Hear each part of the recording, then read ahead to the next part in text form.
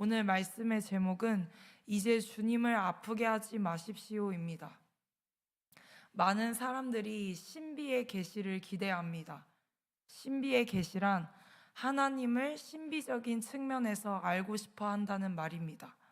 챔버스 목사님은 이 말 다음에 이렇게 말씀하십니다. 그러나 자신이 이미 알고 있는 예수님께는 기대하지 않았습니다. 이 말이 무슨 말일까요?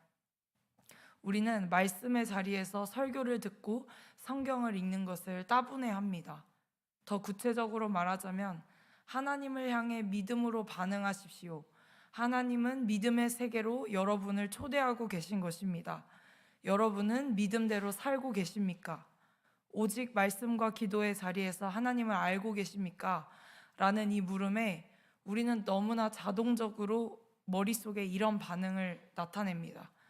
믿음의 세계 알고 있지. 성경 말씀 매일 보지. 기도도 매일 하지. 그렇지만 나는 좀 더 신비한 것들을 하나님이 내 삶에서 체험케 하셨으면 좋겠어. 더 놀라운 일을 나는 보고 싶어. 하나님, 저에게 그것을 보여주세요. 저에게 하나님을 실제적으로 확증해 주세요. 여러분은 이 물음에 믿음의 세계로 초대한다 라는 말에 하나님의 초대가 기대되십니까?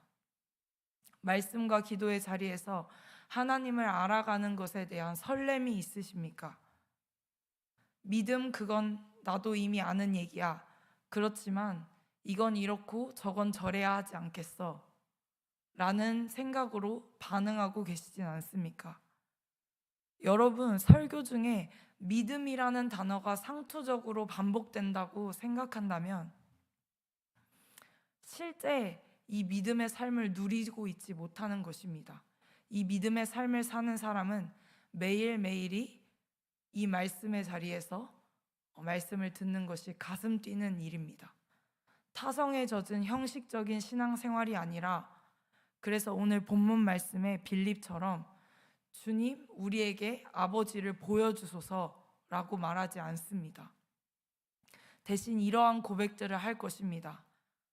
아버지, 어떻게 저에게 이러한 삶을 사는 것을 가능케 하시죠?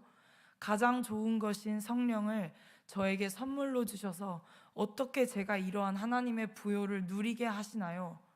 라고 말입니다. 하나님의 신비의 계시는 어떠한 격변적인 자리에서 일어나지 않습니다. 하나님은 하나님의 자녀들인 우리에게 이미 우리 안에서 하나님을 보여주셨습니다. 다른 사람들은 우리를 볼 때 그것을 보고 있습니다. 그러나 정작 하나님의 자녀인 우리는 우리 안에서 하나님을 계시하고 계시는 것을 알지 못합니다. 챔버스 목사님은 이렇게 말씀하십니다. 주님의 성품을 믿는다면 정말 그 믿음에 따라 살고 있습니까? 내 마음을 흔들어 놓는 것들을 용납하고 있는 것은 아닙니까? 쓸모없는 병적인 질문들이 내 마음속에 들어오는 것을 방치하는 것은 아닙니까? 여기서 챔버스 목사님이 말씀하신 주님의 성품이 무엇인지 우리는 말씀에서 찾아볼 수 있습니다. 출애굽기 34장 6절에 하나님을 이렇게 표현합니다. 여호와께서는 그의 앞으로 지나시며 선포하시되 여호와라 여호와라 자비롭고 은혜롭고 노하기를 더디하고 인자와 진실이 많은 하나님이라. 아멘. 하나님의 이 성품에 대한 신뢰보다 믿음으로 살고 있습니까? 라는 물음에 끊임없이 믿음으로 살지 못하는 것 같은 나의 모습을 자조하고 계시진 않습니까?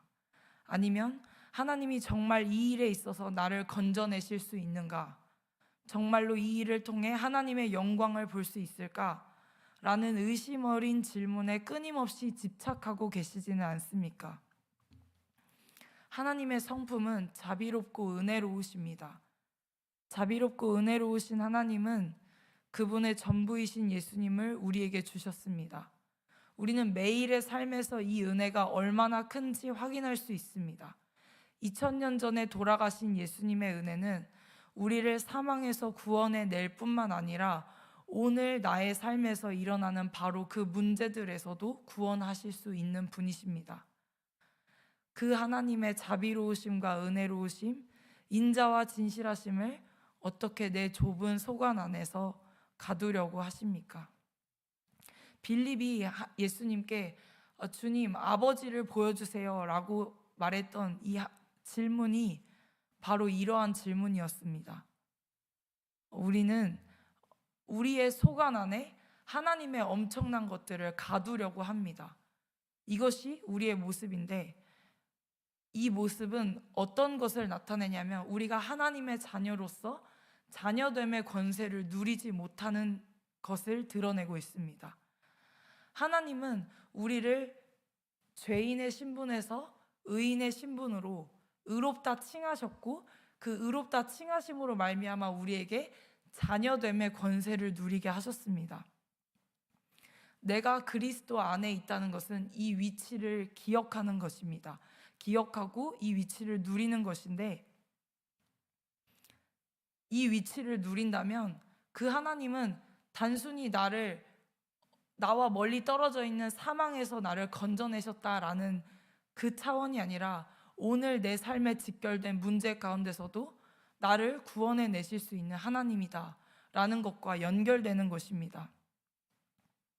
우리가 하나님의 관점에서 우리를 바라본다면 쓸모없는 걱정, 특히 우리나라 사회를 사는 사람들이 많이 하는 습관인 최악의 상황을 생각하며 대비하는 것, 안정적이며 불안한 요소들을 다 제거하려고 하는 것, 이것을 하지 않을 수 있습니다. 이것이 믿음의 삶과 같이 갈 수 있다고 생각하시나요? 여호수아 3장에서 요단강 물에 발을 담갔던 법궤를 맨 레위 제사장들은 분명 요단강에 발을 담글 때의 최악의 상황인 죽음에 대해서 생각했을 것입니다.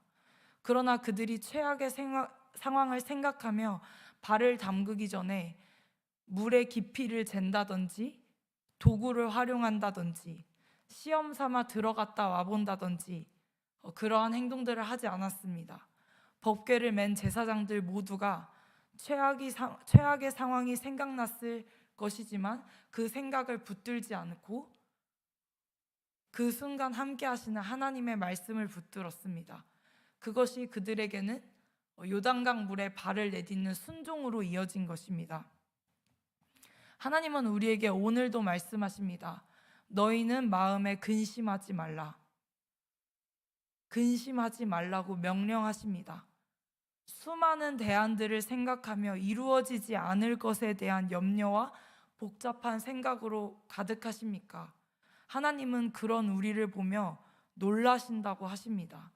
우리를 어리석게 만드는 것이 바로 우리의 쓸모없는 의견들이라고 챔버스 목사님은 말씀하십니다. 내 위치가 그리스도 안에 있다는 것은 그리스도의 능력으로 오늘 하루를 살아낸다는 것입니다. 그리스도의 능력이 나타날 그때는 내가 아무것도 할 수 없는 때입니다. 하나님의 크심이 나타날 그때입니다. 하나님은 우리가 철저하게 예수 그리스도께 집중되길 원하십니다. 아무것도 할 수 없다고 말하는 그때에 하나님은 우리에게 말씀하십니다. 너희는 가만히 있어 주가 하나님 됨 알지어다. 영적 부요를 누릴 수 있는 이때에 잠잠히 하나님의 부요함을 누리십시오. 그 부요는 세상의 부요와 비교할 수 없는 예수님의 십자가의 부요입니다. 그 그리스도 안에 있는 나의 위치를 잠잠히 묵상하는 오늘 하루가 되길 기도합니다. 자녀됨의 권세가 바로 여기서 이루어집니다.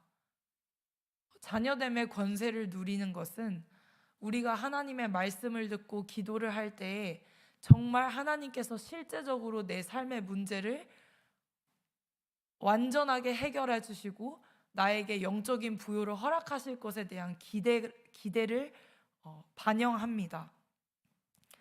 그 아버지가 함께 하시는 자녀로서의 위치를 누리는 것입니다.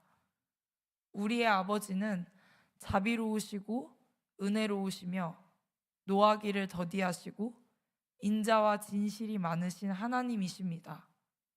그 부요가, 그 부활 생명의 부요가 오늘 하루 충만한 세움누리교회 성도님들 되시길 기도합니다. 기도하겠습니다. 살아계신 여호와 하나님, 오늘 하루 우리에게 예수 그리스도의 의로 덧입혀 주셔서 오늘 내가 맞닥뜨린 모든 문제 가운데서 우리를 건져내실 하나님을 찬양합니다. 그 하나님을 믿음으로 바라보게 하여 주시옵소서. 그리하여 오늘 하루 나에게 일어나는 모든 상황 가운데서 하나님이 주신 풍성함, 영적 부요, 아버지로서의 하나님을 누리는 오늘 하루가 되길 기도합니다. 성령께서 오늘을 주관하실 것을 기대하며 예수 그리스도의 이름으로 기도드렸습니다. 아멘.